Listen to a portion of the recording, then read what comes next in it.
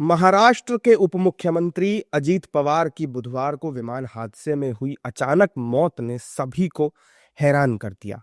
इस दुखद घटना ने न सिर्फ उनके परिवार बल्कि समर्थकों को भी स्तब्ध कर दिया।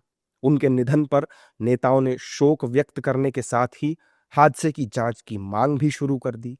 ममता बनर्जी, मल्लिकार्जुन खड़गे के बाद अब समाजवादी पार्टी के नेता एसटी हसन ने भी इसी को लेकर बड़ा बयान दिया। उन्होंने घटना पर दुख तो जताया, लेकिन साथ ही ये भी कह दिया कि यह हादसा है या साजिश, इसका पता जांच में चलेगा। अगर जो भी इस तरह के हादसात होते हैं उसमें इन्वेस्टिगेशन में एक व्यू ये भी होता है कि ये देखा जाए कि किसी ने करा तो नहीं है, कोई और ऐसी वैसी घटना तो नहीं हुई है, कोई साजिश तो नहीं है। तो वो तो सारी इंक्वायरी होंगी होंगी, क्योंकि डिप्टी सीएम थे वो। और जो भी इसमें साजिश में मुलविस अगर कोई पाया गया तो उसको सख्त से सख्त सजा मिले, और अगर नहीं पाया गया तो सिर्फ ये एक एक्सीडेंट ही माना जाएगा।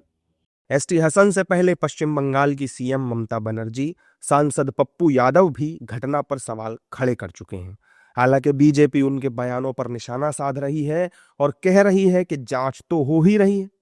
देखिए, जो लोग बयान दे रहे हैं, मुझे लगता है कि राजनीतिक रूप से कहीं ना कहीं वो इस विषय का लाभ उठाना चाहते हैं। और किसी की मृत्यु से आप लाभ उठाएंगे, कम से कम भारत की संस्कृति और सभ्यता तो कम से कम ऐसा हमें नहीं सिखाती है।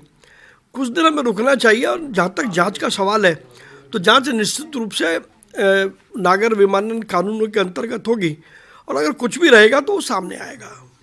अजीत पवार का अंतिम संस्कार आज बारामती के विद्या प्रतिष्ठान मैदान में किया गया। अजीत के बेटे पार्थ और जय पवार ने अपने पिता को मुखाग्नि दी। अपने नेता के आखिरी दर्शन करने के लिए समर्थकों की भारी भीड़ वहां उमड़ पड़ी। लोगों ने नम आंखों से अजीत पवार को अंतिम विदाई दी।